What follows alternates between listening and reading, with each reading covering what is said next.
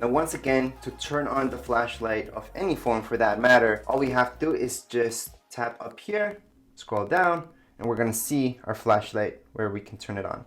So I just turned it on, so my flash is always working. I'm gonna turn it off and on, off and on. And that's how it works, and that's for any iPhone out there. So once again, it doesn't matter which phone you guys have, it's gonna be the exact same tutorial for any one of these. Anyways, if you guys have any comments, questions, you guys can write down here in the comments area. And don't forget to subscribe and rate. Thank you.